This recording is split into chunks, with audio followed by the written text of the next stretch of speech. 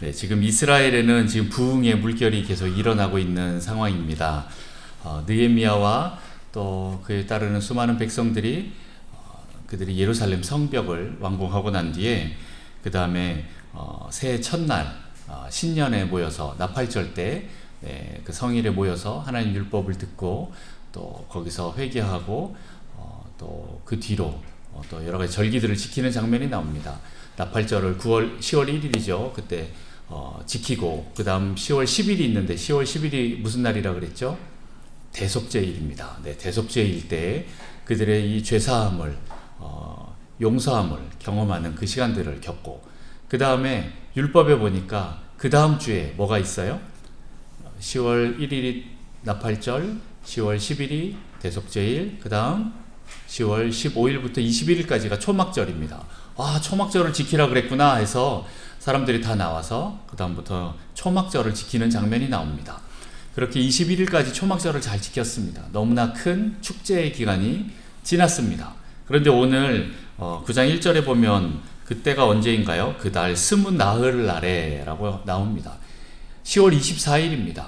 지금 21일까지 초막절을 잘 지켰는데 또 며칠 안 있다가 24일 되는 그때에 다시 이스라엘 자손들이 또 다시 다 모이는 겁니다. 다시 모여서 이번에도 금식하며 굵은 베옷을 입고 티끌을 무릅쓰고 그리고 더 나아가서 2절에 보면 모든 이방 사람들과 절교하고 그리고 서서 자기의 죄와 조상들의 허물을 자복하고 이렇게 나와 있습니다. 지금 10월 달에 정말 많은 일들이 막 벌어졌습니다. 신년을 맞아서 또 하나님 말씀을 듣고 회개하고 또 기뻐하라 그러니까 또 기뻐하고 또 대속죄일과 또 초막절을 다 지내고 났는데 그들이 또 나왔다라는 것은 이게 무슨 의미일까? 라는 것을 좀 한번 잘 생각해 봐야 될 것입니다. 이들은 그냥 가을 절기, 이 절기만을 지키는 것으로 끝이 아니다라는 것을 알았습니다. 그 절기를 지키는 것만으로도 자기들을 억누르고 있는 그 죄악에서 그 죄를 벗어버릴 수 없다라는 것을 깨닫고 다시 한번 더 하나님 앞에 나오는 그 시간들이 있었고 자신과 우리 선조들의 죄악들을 다시 회개하는 그런 시간들이 있었습니다. 그런데 그것을 어떤 한 사람이 한 게 아니라 그 백성들이 전체가 다 모여서 함께 한 마음으로 그렇게 했다라는 거예요. 이 죄를 우리 선조들, 우리 민족의 죄를 용서해 달라라는 그 하나님 앞에 간구하는 그 공감대가 형성됐기 때문에 그들이 정기적인 어떤 예배 시간 외에도 더 모였다라는 거예요. 지금 10월 24일은 아무 날이 아닌 거예요. 우리가 보통 뭐 주일날이나 아니면은 또 뭐 이렇게 다른 예배 시간이 있는데 꼭 그 시간 말고도 이들이 더 모였다라고 생각하면 좀 이해하기 쉬울 것 같습니다. 이들이 원래 모여야 되는 그 날이 있는데 그것 말고 그들이 또 더 모였다라는 거예요. 그렇게 모인 것은 이들이 자신의 그 영적 상태를 굉장히 민감하게 이제 진단하게 되었다라는 거예요. 그게 뭐 때문에 그렇습니까? 바로 말씀 때문에 그렇다라는 겁니다. 그들이 말씀을 듣다 보니까 우리가 얼마나 큰 죄를 지었는지에 대해서 그들이 깨닫게 되고 그 말씀을 통해서 회개하는 역사가 그래서 다시 부흥의 역사가 막 일어나고 있는 겁니다. 오늘 낮에도 말씀드렸듯이 이 모든 것이 전적인 하나님의 은혜 가운데 있는데 이 말씀이 그 다음에 성경 말씀이 우리 안에 들어올 때 내가 죄인인 걸 깨닫는 거예요. 그리고 하나님의 하나님 되심을 깨닫고 우리가 어떤 존재인지 깨달으면 그 말씀에 의해서 온전하게 제대로 반응하는 사람들은 회개가 터져 나오는 거예요. 이게 굉장히 자연스러운 반응인데 그래도 많은 사람들이 이제 버티죠. 그래도 나는 죄를 안 졌어. 나는 괜찮아. 난 문제 없어. 라고 하시는 분들이 많아요. 그거를 깨트리는 것이 제일 중요합니다. 자, 어쨌든 이런 특별한 날들이 계속 있게 되었다라는 거예요. 이런 그 10월 1일 날부터 시작된 그 부흥의 역사들이 대속죄일과 초막절을 지나서 오늘 24일까지 그리고 또 더 나아가서 예수님의 그 초림을 이끌어가는 그 부흥의 시간까지 계속 인도되었고 또 그 뒤에도 오순절 성령 강림 그 사건을 통해서 지금까지 우리에게 그 부흥의 역사가 계속 흘러온다라는 것을 여러분 기억하셨으면 좋겠습니다. 그래서 어떤 한 날에만 하나님을 찾는 것이 아니라 매일 매순간 여러분 하나님을 찾으셨으면 좋겠습니다. 그 하나님이 어떤 분인지 그리고 내가 어떤 존재인지를 깨닫는다면 하나님을 한순간도 찾지 않을 수가 없는 것입니다. 그 말씀에 의해서 여러분 계속 찾아 나가시면 좋겠습니다. 그 유럽에 보면 모라비안 교도들이라고 있습니다. 지금은 따로 뭐 그런 존재들이 없지만 모라비안이라고 혹시 들어보셨습니까? 저쪽 체코 쪽에 가면 보헤미안 뭐 이런 얘기 들어보셨죠? 그 옆에 또 모라비안 이렇게 있는데 그 모라비안 교도들이 있는데 그 교도들은 굉장히 거룩하게 살려고 노력을 했습니다. 그래서 그들의 특징 중에 하나가 뭐냐면 24시간 기도가 끊어지지 않았다라고 하는데 얼마나 그렇게 했느냐? 100년 동안 24시간 기도가 끊이지 않는 그런 교도들이었다라는 것을 우리는 알 수 있습니다. 실제로 그런 일들이 있었다라는 거죠. 어떻게 그런 일이 일어날 수 있었습니까? 그들의 목표가 거룩이었기 때문에 그렇습니다. 세상과 합쳐지지 않고 계속 분리되려고 하는 그 모습 가운데 거기서 그런 기도의 역사가 계속 일어났습니다. 모라비안 교도에게 굉장히 큰 은혜가 있었다라는 것이죠. 뭐 실제적으로 또 그들에게 유명한 일화들이 참 많은데 그 중에 한 두 청년이 그 당시에 이제 노예가 있었던 그때 노예로 자기 자신을 헌신하면서 어떤 곳까지 들어갔습니다. 왜요? 선교하려고. 그곳에 들어가려면 노예로 들어가는 수밖에 없기 때문에 자기 자신을 노예로 들여서 들어가게 되는 그런 일들도 있었고, 어쨌든 그런 모라비안 교도들을 통해서 이 거룩, 이 세상과 분리를 통해서 계속 이러한 일들이, 에너지들이 계속 불타올랐다라는 것입니다. 오늘 이스라엘 백성들에게도 그 일들이 일어납니다. 말씀을 들으니까, 말씀에 의해서 자기를 비춰보니까 회개가 일어날 수밖에 없었다라는 거죠. 10월 1일에도 그들이 얼마나 많이 울었는지 느헤미야와 에스라와 또 거기 있는 레위인들이 말릴 정도였어요. 야, 오늘 하나님의 성일이야. 기뻐해, 기뻐해 라고 하면서 먹을 걸 주고 같이 나눠주고 이렇게 할 만큼, 그런데 또 그렇게 하라고 하니까 또 금세 또 기뻐하는 그 모습을 보게 되었죠. 그만큼 영적으로 그 사람들이 민감해지기 시작했다라는 겁니다. 그렇게 민감해지기 시작하는 건 말씀이 기반이 되었기 때문에 그렇다라는 겁니다. 오늘도 3절에 보면 이날에 다 4분의 1은 그 제자리에 서서 그들의 하나님 여호와의 율법책을 낭독하고, 그 다음에 또 낮 4분의 1은 죄를 자복하며 그들의 하나님 여호와께 경배하는데 라고 이렇게 나옵니다. 네, 낮 4분의 1, 뭐 낮을 12시간으로 잡는다면 낮 4분의 1이다 하면 한 3시간 정도를 잡을 수 있겠습니다. 3시간 동안은 서서 하나님 말씀을 들었습니다. 10월 1일에도 하나님 말씀을 한 6시간 들었을 때 어떻게 합니까? 서서 다 그들이 들었습니다. 그들이 들을 때, 하나님 말씀을 들을 때 그 안에서 놀라운 역사가 있었던 것처럼 그들도 또 처음 나와서 하나님 말씀을 또 먼저 듣습니다. 그 말씀을 듣고 나니까 그 다음 어떻게 됩니까? 낮 4분의 1, 나머지 또 3시간은 죄를 자복합니다. 회개의 역사가 또 터져 나오는 것입니다. 그리고 하나님을 경배하고 찬양하는 일을 합니다. 그때 마침 레위 사람들이 그 단 주변에 쫙 서서 이것들을 같이 돕습니다. 같이 찬양하고 같이 회개하고 이런 것들을 같이 돕는 거예요. 여호와 하나님께 부르짖고, 4절에 보면 레위 사람들이 쭉 나오는데 단에 올라서서 큰 소리로 그들의 하나님 여호와께 부르짖고, 또 5절에 레위 사람들이 쭉 나오는데 이르기를 너희 무리는 마땅히 일어나 영원부터 영원까지 계신 너희 하나님 여호와를 송축하라. 주여 주의 영화로운 이름을 송축할 것은 주의 이름을 존귀하여 모든 송축이나 찬양에서 뛰어남이니이다 하면서 하나님 찬양의 일을 같이 했습니다. 제 생각에는 아마 이들이 어떻게 해야 될지 잘 몰랐을 것 같아요. 뭔가 이 뜨거운 감정들이 올라오는데 이 부분들을 어떻게 해야 될지 모를 때 레위 사람들이 이것들을 도와주는 겁니다. 어떻게 회개해야 될지, 어떻게 하나님을 찬양하고 경배해야 될지. 그동안 너무 바벨론 포로 생활 속에서 또 예루살렘에 돌아왔지만 또 그들이 온전한 이 종교의식이나 이런 부분들이 완전히 회복되지 않았던 그 상태 속에서 내가 어떻게 하나님을 예배하고 찬양하고 또 내가 어떻게 부르짖으며 회개해야 될지 레위 사람들이 조금 약간 앞에서 본을 보여주시면서 그렇게 했던 것 같습니다. 어쨌든 그들은 하나님 말씀을 먼저 들었습니다. 이 부흥의 역사는 지난번에도 계속 말씀드렸지만 부흥의 역사는 말씀에 갈망함에서부터 옵니다. 말씀을 갈망할 때 그 말씀을 통하여서 그런 일들이 일어난다라는 겁니다. 지난 수세기 동안 있었던 그 수많은 부흥의 역사들이 보면 다 말씀에서 시작되었다라는 거죠. 우리 1907년에 평양 대부흥이 있기 전에 벌써 하치 선교사님이나 또 다른 많은 사람들이 말씀 사경회를 통하여서 벌써 깨어지는 역사들이 있었습니다. 말씀이 그들 안에 자리 잡고 진리의 말씀이 우뚝 섰을 때 거기에서부터 온전한 회개와 부흥의 역사가 있었다라는 것입니다.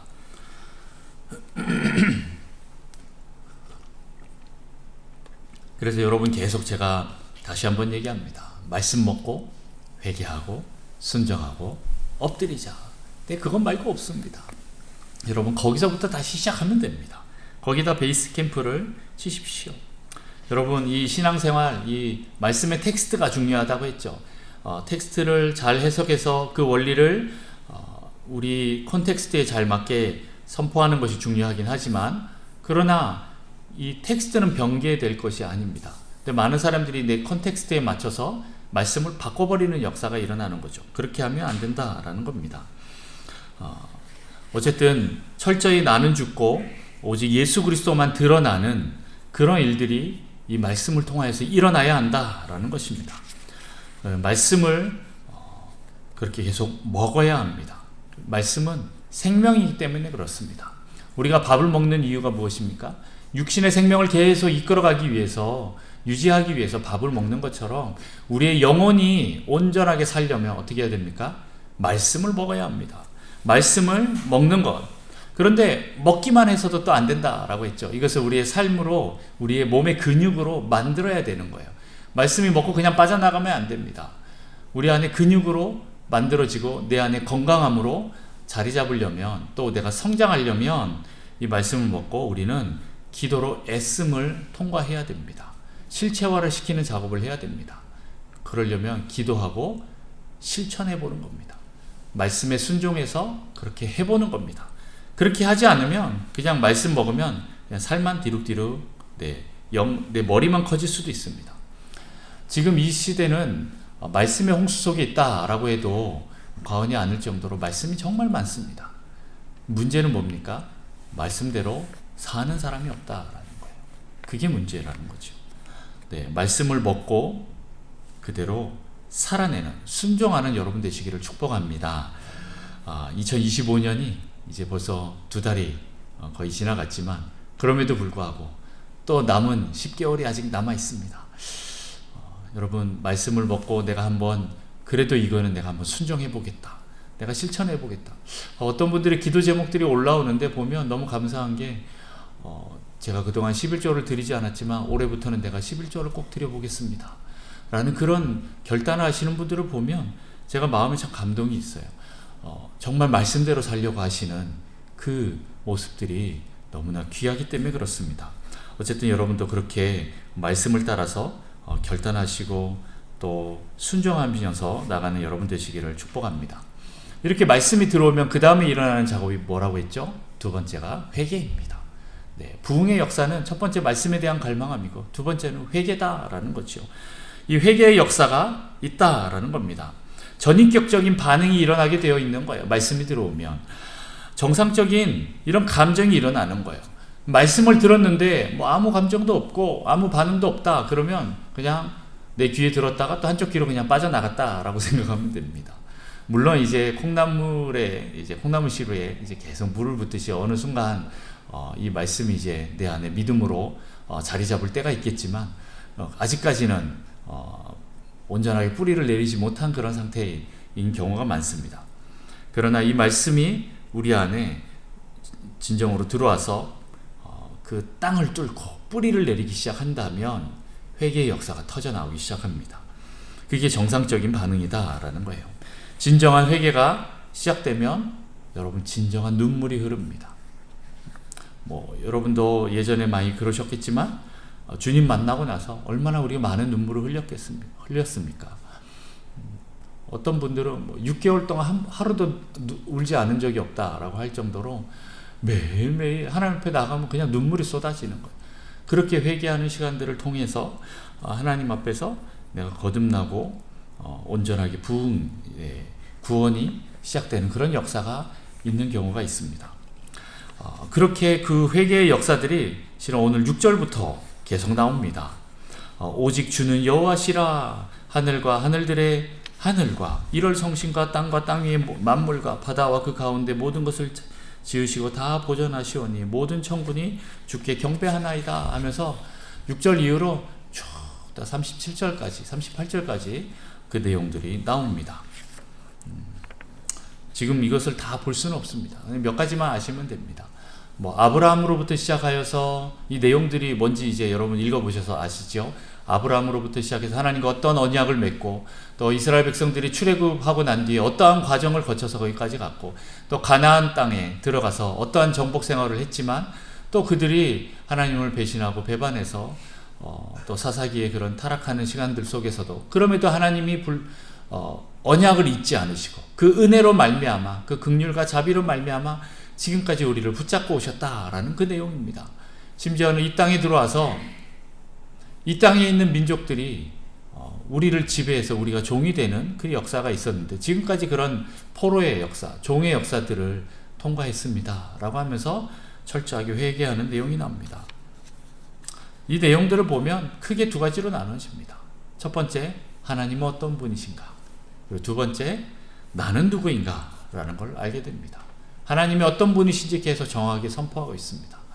하나님이 얼마나 자비롭고 은혜가 많으신지, 긍휼이 많으신지, 우리를 향하여서 그 끝없는 그 사랑으로 우리에게 복을 주시려고 하시는데 우리가 계속 그것을 떠났다라는 것에 대해서 회개하는 장면입니다. 네, 여러분 사사기 패턴 아시죠? 하나님께서 잘 가나안 땅에 정착시켜 놨는데 어떻게 합니까? 잘 먹고 잘 사니까 불순종하는 타락하는 일이 일어납니다. 그래서 쭉 떨어지면 그 다음에 어떻게 되죠? 고난을 당하는 거죠. 하나님이 이방인들을 채찍으로 쓰셔서 이방인들이 그들을 또 침략해 들어오면 그들이 어떻게 합니까? 그제서야 고난 통해서 회개를 합니다. 회개를 하고 나면 그 다음 어떻게 되죠? 하나님이 또 그 사사들을 보내서 또 다시 구원하십니다. 구속하십니다. 그리고 또 잘 사는 것 같은데 또 시간이 지나면 어떻게 됩니까? 네, 또 다시 불순종하고 타락하는 일이 계속 벌어지게 된다라는 겁니다. 그런 일들이 계속 반복으로 일어나는 거죠. 그 가운데 우리가 있습니다 라고 얘기를 하면서 하나님 이제는 우리가 그렇게 되고 싶지 않습니다 라고 하는 것입니다. 제일 마지막에 38절에 보면 이제 임봉하였다라는 표현이 나오는데 우리는 그렇게 하지 않겠습니다 라고 다들 이제 도장 찍은 거죠. 혈서를 쓴 거랑 마찬가지입니다. 이제 서로가 지켜보면서 이 말씀대로 살지 않으면 우리가 지적하겠다라는 그런 의미도 있습니다. 자, 어쨌든 이런 말씀에 대한 정확한 선포를 통해서 하나님과 자기 자신을 분명하게 알고 또 거기에 대해서 정확하게 회개하는 역사들이 일어나고 그 죄를 온전하게 깨달았다라는 것입니다. 그래서 그 뒤에 이제 10장부터는 정확한 회개의 역사들이 나옵니다. 10장에 이제 그 임봉한 사람들의 이름들이 나오고 28절부터 보면 또 어떠한 부분들이 이렇게 어떻게 이제 그것들을 회복하는지에 대해서 나오는데 그건 이제 다음 시간에 얘기를 하는데 어쨌든 그 10장이 들어가서 그 일들로 연결이 된다라는 것입니다. 이런 강력한 회개의 역사, 부흥의 역사가 여러분들에게 있기를 원합니다. 많은 사람들이 하나님 말씀이 선포되고 야, 너 죄인이야 라고 얘기했을 때 많은 사람들이 그것을 받아들이지 못합니다. 다 받아들이면 이 교회가 차고 넘치겠죠. 그러나 우리가 아무리 말씀을 전하고 진리를 선포하고 의의를 선포해도 그 사람들은 자기의 죄를 깨닫지 못합니다. 내가 죄인이라고 생각 못합니다.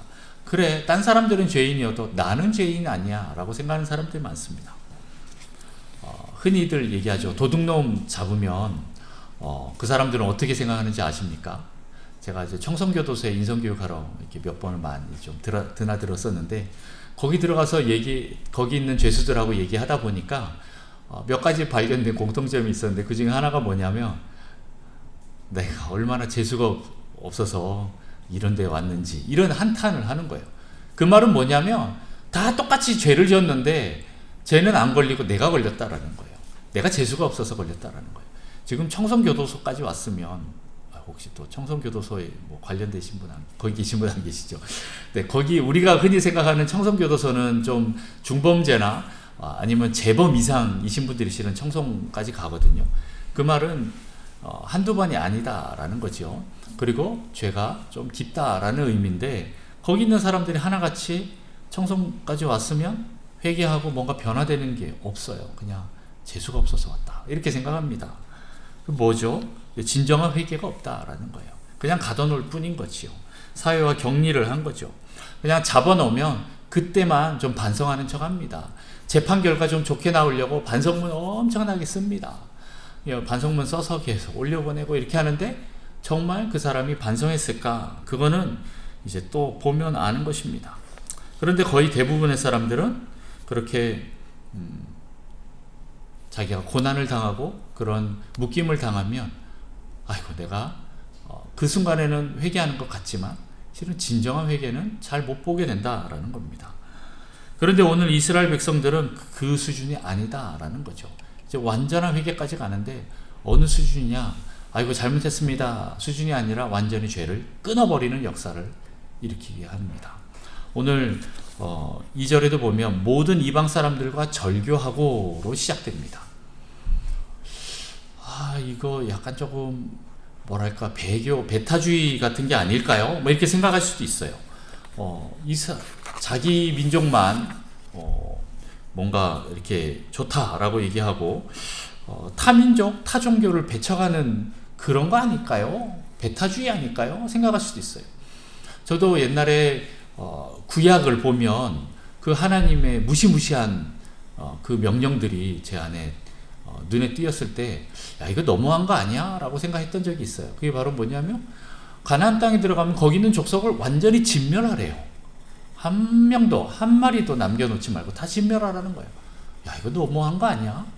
하나님 사랑이 없네. 뭐 이렇게 하나님에 대해서 이렇게 생각했는데, 내가 죄를 지어서 내가 이제 죄인임을 깨닫고 하나님 앞에 내가 철저하게 회개하면서 내가 이제 거룩으로 나가야겠다라고 했을 때, 엎드렸을 때, 그때 이게 무슨 말인지 알았어요. 와, 그렇구나. 하나님은 하나님의 그 본성은 완전한 거룩이신데, 우리가 얼마나 세상에 타락해 있는지, 그리고 우리가 그 안에 들어가서 있으면 얼마나 또 세상에 쉽게 물드는 존재인지 아는 거예요. 어떤 사람을 배척하라기보다는 죄를 완전히 끊어내라라는 걸로 저는 이해가 되었습니다.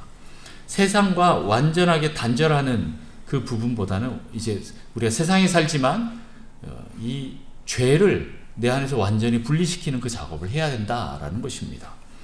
이런 결단이 없으면 우리는 더 깊은 거룩으로 나아갈 수 없다라는 거예요. 그런 의미에서 하나님이 완전히 진멸하라 라고 했어요. 진멸하지 않았더니 어떻게 됩니까? 나중에 그게 다 이스라엘의 발목을 잡습니다. 나중에 보면 다 어디선가 이스라엘의 발목을 잡는 장면으로 나옵니다. 그렇기 때문에 우리는 회개할 때 철저하게 회개해야 됩니다. 내 안에 있는 이 죄악들을 완전히 끊어내야 됩니다. 회개라는 것이 그냥 반성합니다 수준이 아니라 완전히 그 죄의 길에서 돌이키는 것을 말합니다. 근데 이게 쉽지가 않죠. 왜냐하면 내 안에 내가 이 죄를 사랑했던 마음이 아직도 남아있는 경우가 많이 있기 때문에 그렇습니다.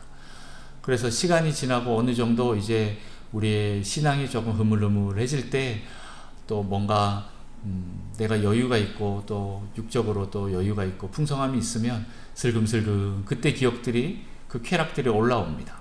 그래서 그것으로 시간도 남는데 이런 거 한번 하면서 또 다시 옛날의 그 쾌락으로 다시 돌아가려고 하는 모습들이 있고, 또 잘못하면 또 넘어지는 경우가 많이 있다라는 거죠. 그런데 하나님께서 우리에게 이렇게 기회를 주실 때 우리는 완전하게 거기서 돌아서야 합니다. 그 씨앗을 남겨놓으면 어떻게 됩니까? 나중에 반드시 자기 발목을 잡히게 됩니다. 우리의 발목을 잡히게 되는 거죠. 그래서 완전히 그것을 잘라버려야 됩니다. 그런 의미에서 오늘 이방인과 절교를 하고 지금 성회에 참석을 하는 것입니다. 더 나아가서 10장에 보면 이방인과 결혼해서 낳은 그 호녀라까지, 자식들까지 다 잘라버립니다. 이게 조금 상상이 조금 안 되실 수도 있는데, 뭐 어쨌든 지금 그냥 우리가 생각하고 있는 우리 자녀들을 잘라낸다라는 그런 개념으로 생각해 보십시오. 내가 지금까지 우리 자녀들과 정부치면서 살고 너무 귀엽고 예쁘고 사랑스러웠는데 어느 순간 이 엄마가 이방인이라는 것 때문에 잘라내야 된다? 쉽게 잘라지지가 않습니다. 물론 뭐 부인은 잘라낼 수 있겠죠. 이혼을 할 수 있겠죠. 그런데 자녀들까지 잘라낸다? 이거는 쉽지 않은 일입니다. 그 자녀들이 붙잡고 와서 아빠한테 와서 아버지 바지끄댕이 다리 붙잡고 아빠 날 버리지 마, 날 버리지 마 이렇게 말하고 있는데 여러분 그거 쉽게 버릴 수 있겠습니까? 안 쉽습니다. 그런데 이스라엘 백성들은 이것을 해냅니다. 아주 흔히 얘기하면 진짜 뼈를 깎고 가죽을 벗기는 듯한 그런 고통 속에서 그들이 온전하게 철저하게 회개의 그 개혁을 일으킨다라는 것입니다. 이것이 이제 큰 회개의 역사라는 것이죠. 자, 그리고 또 이들의 죄악만을 얘기한 것이 아닙니다. 회개한 것이 아닙니다. 우리의 조상들의 죄악들까지도 다 회개를 합니다. 그들의 그 큰 흐름 때문에, 그 영향력 때문에 지금 우리가 여기까지 연결되었다라는 것을 알기 때문에 그것을 끊어냅니다. 물론 우리의 조상들을 타고 올라가면 아브라함이지만 그 아브라함도 실은 연약한 부분이 있었고 또 그 밑으로 이삭과 야곱과 또 12 우리 조상들이 어떤 또 연약함이 있었는지 압니다. 그리고 또 더 나아가서 우리 가나안 땅에 정착했을 때도 우리 조상들이 또 어떠한 죄를 지었는지 압니다. 그래서 그것들을 똑같이 끊어내고 회개합니다. 내 죄처럼. 내가 회개하듯이 똑같이 회개합니다. 근데 이 회개의 흐름이 실은 먼저 나왔어요. 언제 나왔냐면 느헤미야 1장에 보면 느헤미야가 예루살렘 이야기를 듣고 하나님 앞에 금식하면서 회개할 때 비슷한 기도를 합니다. 똑같이 합니다. 실은 느헤미야가 얼마나 어떤 큰 죄를 지었길래 그렇게 기도하겠습니까? 우리의 조상들의 죄악들을 하나님 용서해 주십시오 라고 그렇게 기도하는 것처럼 오늘 이스라엘 백성들이 참된 회개로 들어가니까 똑같이 그렇게 기도하고 있는 거예요. 똑같이 그들도 그것을 끊어내려고 합니다. 다시 말해서 우리의 존재를 계속 바꿔나가려고 해요. 내 존재가 변화되어야만이 이 모든 것을 끊어낼 수가 있는 것입니다. 내가 죄를 짓는 이유가 뭐라고요? 죄를 사랑하기 때문에 그렇다라는 거죠. 내 존재가 완전히 바뀌어서 이 죄가 사랑이 아니라 미워지도록 바뀌어야 됩니다. 그래야만 이것이 죄가 끊어지기 때문에 우리는 이 존재가 바뀌는 시간들을 통과해야 됩니다. 죄가 미워지고 하나님이 사랑해져야 됩니다. 이 시간들을 통과를 해야만이 죄를 끊어내고 하나님을 계속 사랑하면서 나아갈 수 있게 되는 거예요. 근데 그냥 겉으로만 반성하면 어떻게 됩니까? 죄를 끊어내는 것처럼 하지만 아직 속마음 가운데 내 옛사람 아직도 이 죄를 사랑하는 그 마음이 있기 때문에 계속적으로 다시 돌아가려고 하는 그 본성이 있다라는 겁니다. 근데 이것을 이스라엘 백성들이 알기 때문에 완전히 끊어냅니다. 그래서 세 번째 이 부흥의 역사는 순종의 역사입니다. 철저하게 회개하면서 끊어내는 역사다라는 거예요. 진정한 회개의 증거로 말씀을 순종하는 모습이 드러납니다. 38절에 보면 우리가 이 모든 일로 말미암아 이제 견고한 언약을 세워 기록하고 우리의 방백들과 레위 사람들과 제사장들이 다 임봉하나이다 하였느니라. 이들이 또다시 언약을 세우고 임봉합니다. 확실하게 내가 약속하겠다, 순종하겠다라는 표현입니다. 그리고 10장에 그 명단이 쫙 나옵니다. 그리고 10장 28절부터 그럼 내가 무엇을 어떻게 순종할 것인가에 대한 부분들이 계속 나오는 거죠. 이방인과 절교를 하고 우상이 들어오는 모든 길들을 내가 차단하겠다라고 하는 거고, 세상이 들어오지 않도록 내가 계속 분리하겠다, 깨어있겠다라는 거고, 안식일을 준수하고 안식년을 준수하겠다, 또 11조와 헌금을 내겠다, 하나님의 성전을 세우겠다, 그냥 내버려두지 않겠다, 결국 하나님을 버리지 않고 하나님만 경배하고 하나님만 예배하겠다, 하나님의 성전을 유지하겠다, 이런 순종의 모습들이 계속 나오게 됩니다. 온전한 회개는 이런 순종까지 가야 온전한 회개입니다.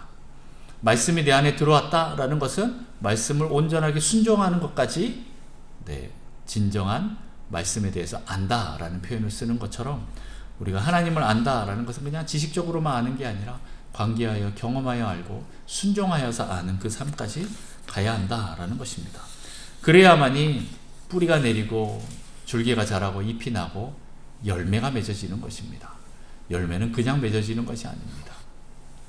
그 열매의 역사로 인해서 세례 요한의 그 회개의 또 부흥의 역사와 함께 예수님의 그 초림이 있었고, 그 초림의 역사를 통하여서 또 오순절의 그 부흥의 역사들이 또 지금까지 우리에게 흘러온 것처럼 우리에게 다시 한번 이 회개의 역사들이 올 한 해 하나님 허락해 주십시오 라고 여러분 계속 같이 기도하는 그런 한 해가 되셨으면 좋겠습니다.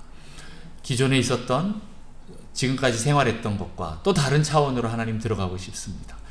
더 크신 하나님 경험하고 싶습니다. 더 알고 싶습니다.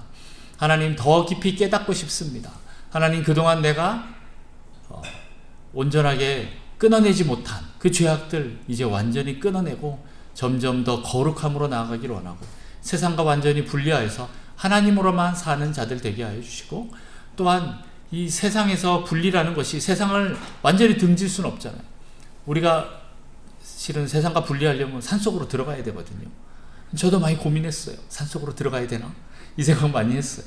근데 아직 하나님이 여기 남겨두시는 이유가 여기서 그 분리의 역사를 일으키기를 원하신다라는 겁니다.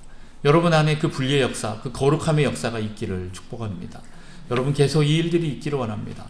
올 한 해 여러분 계속 기도하시면서 그냥 주일 하루만 잠깐 나와서 우리 저녁 예배 나오시는 분들은 거의 다 모든 예배 다 나오시는 분들이라서 그런데, 네, 주일 한 예배만 딱 하는 게 아니라 그 외에 많은 시간들을 하나님과 계속 교제하고 관계하는 시간들을 가지셔야 됩니다. 아니면 개인의 기도 시간들을 반드시 가지시고, 말씀 묵상하는 시간을 가지시고, 말씀을 또 암송하고 먹는 시간들을 가지고, 또 목장 예배를 통하여서 그 목장 예배를 통하여 또 우리 안에 성장함이 있고 또 삶의 나눔이 있고 진정한 회개의 역사가 있는 그런 모임이 되기를 여러분 계속 그렇게 나가셔야 된다라는 겁니다. 그렇게 해서 우리 교회도 24시간 동안 기도가 끊이지 않는 교회가 되었으면 좋겠고, 24시간 동안 중보가 끊이지 않는 그런 교회가 되었으면 좋겠습니다. 이런 부흥의 역사들이 우리 북성실 교회도 임하기를, 그래서 또 우리 안에 이 불이 계속 타올라서 또 다음 세대에 전수되고 또 다른 많은 사람들이 이곳에 와서 그 불에 전염되어서 같이 불타버리는 놀라운 역사가 있기를 축복합니다.